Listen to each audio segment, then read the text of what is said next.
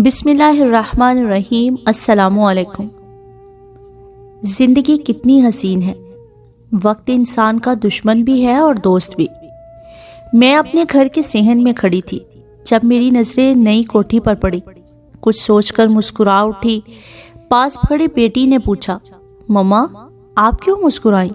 میں اسے کیا بتاتی، جس گھر کے صحن میں تم کھڑی ہو یہ مجھے ایسے ہی نہیں مل گیا، میں نے بہت کٹھن وقت کاٹ کر اس کو پایا ہے۔ پھر ماضی کی زندگی کا ایک ایک لمحہ مجھے یاد آ گیا، جب میرے پاس پھوٹی کوڑی نہ تھی اور ہر ایک نے مجھے حقارت سے ٹھکرا دیا تھا۔ یہی نہیں، جن کو میں اپنا جانتی تھی انہوں نے بھی مجھ کو دھکے دے کر گھر سے نکال دیا تھا۔ ابھی چھوٹی سی تھی کہ باپ کا سایہ نہ رہا۔ ماں نے بڑی کٹھنائیوں سے گزر کر پالا۔ میری بہنوں اور بھائیوں کی قسمت اچھی تھی کہ سب سے پہلے ایک بہن کی شادی ایسے لڑکے سے ہوئی جو خود اور اس کی ساری فیملی برسوں سے فارن نیشنل تھے۔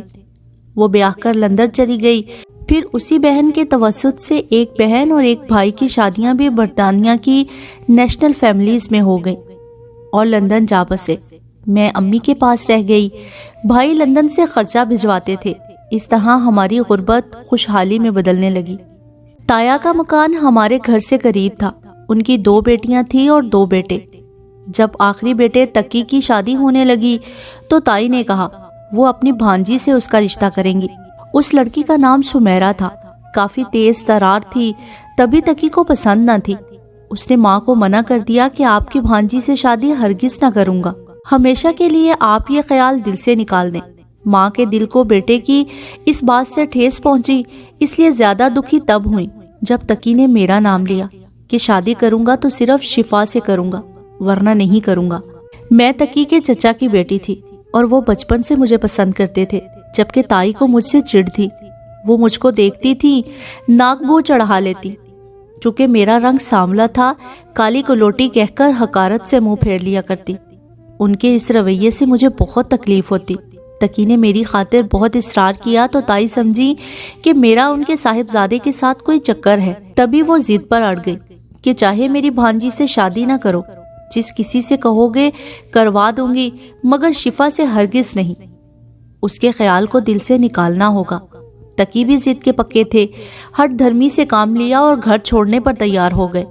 تب اللہ تعالیٰ کی مرضی شامل ہو گئی اور کسی طرح میری شادی تقی سے ہو گئی۔ تاہم میرا اس معاملے میں کوئی عمل دخل نہ تھا۔ یہ میرے سسرال والوں کی غلط فہمی تھی، لیکن اس غلطی کی سزا انہوں نے یوں دی کہ دل سے کسی نے بھی مجھے قبول نہ کیا۔ کوئی ایک فرد بھی ہماری شادی پر خوش اور راضی نہ تھا، سوائے تایا کے۔ ہمت تھی کہ وہی مجھے بہو بنا کر لے آئے اور بیٹے کا انہوں نے پورا ساتھ دیا۔ اس پر ستم یہ کہ مجھ کو کم جہیز کے تانے ملتے۔ ظاہر ہے میری ماں کے پاس اتنا سرمایہ نہ تھا کہ بھاری جہیز دے کر رخصت کرتی۔ تائی کی اور بھی ایک بہو تھی، ان کے ساتھ برابر کا سلوک کرتی تھی، مگر مجھ سے اللہ واسطے کا بیر پال لیا تھا۔ اذیت دینے کا کوئی موقع ہاتھ سے نہ جانے دیتی تھی۔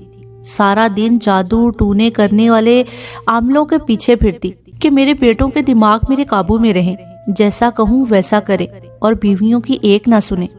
وہ بیٹوں کو ان کی بیویوں کے ساتھ کھانا کھاتے نہ دیکھ سکتی تھی۔ کسی نہ کسی بہانے کوئی کام کہہ کر اٹھا دیتی۔ وہ مجھ سے زیادہ کام لیتی، بھاری کام مجھ سے کراتی۔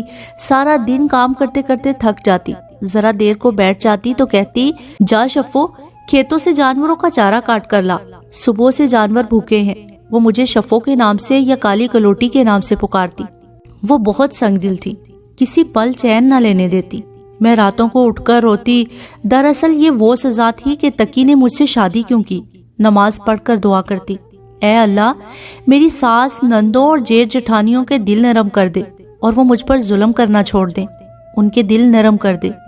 انہی حالات میں میرے 2 بچے ہو گئے۔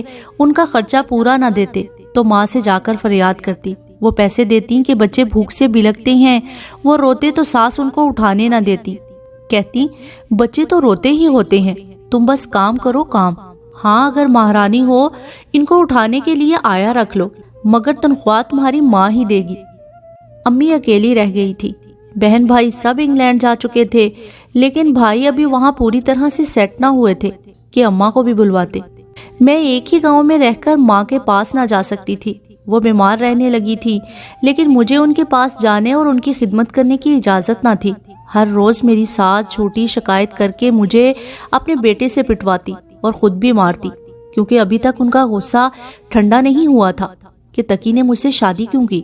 تب میرے دل سے یہی بد دعا نکلتی کہ جیسے یہ میرے ساتھ کر رہی ہیں، خدا کرے ان کی بیٹیوں کے ساتھ بھی ویسا ہی ہو۔ اتفاق کہ میرے دونوں نندوں کی شادی دو سگے بھائیوں سے ایک ہی گھر میں ہو گئی۔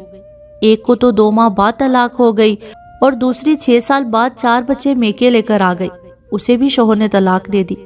میں ان کی طلاق سے خوش نہ تھی، مگر یہ تو اللہ کا انصاف تھا، ناحق انہوں نے میرے ساتھ ظلم کیا تو ان کی بیٹیوں کے ساتھ ویسا ہی ہوا۔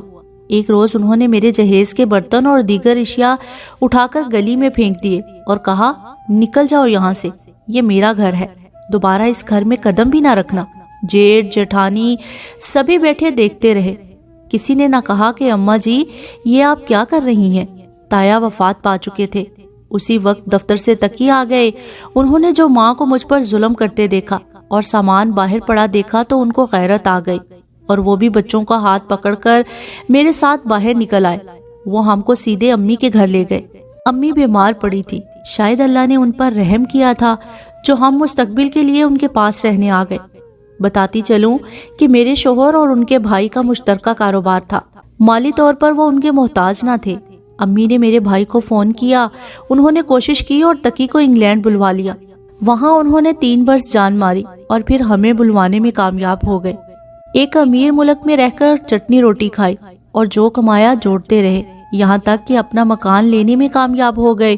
انہی دنوں میرے جیٹھ نے خط لکھا کہ تم اچھی فطرت کی ہو، اللہ کو راضی کرو اور پاکستان آ جاؤ، تمہاری ساس تمہیں بہت یاد کرتی ہیں۔ وہ چند دنوں کی مہمان ہیں، سب کچھ چھوڑ کر پاکستان آ گئی۔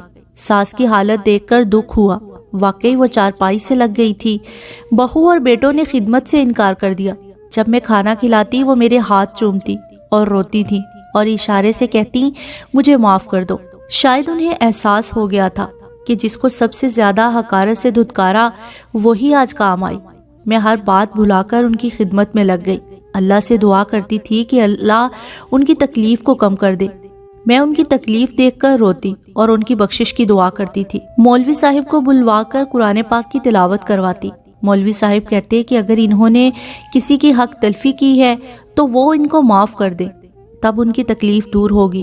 معاف تو ہم نے کر دیا، پر گھر میں تلاشی لی تو بہت سے تعویذ کنڈے نکلے جو کچھ چولہے کے اندر دبائے ہوئے تھے اور دروازے کی دہلیز میں تھے، غرض کئی جگہوں سے اور بھی نکلے جو کہ بیٹوں کو اپنے قبضے میں رکھنے کے لیے کیے تھے، بیویوں سے ان کی جدائی کے تھے۔ بہرحال ان سب تعویذوں کو عامل کی ہدایت پر ندی میں بہایا اور سب نے انہیں معاف کر دیا، تو ان کی تکلیف ختم ہو گئی اور وہ اپنے خالق حقیقی سے جا ملی۔ اس کہانی میں ہم سب کے لیے سبق ہے۔ یہ کہانی جو کہ ایک حقیقت پر مبنی ہے، بہت سبق آموز ہے۔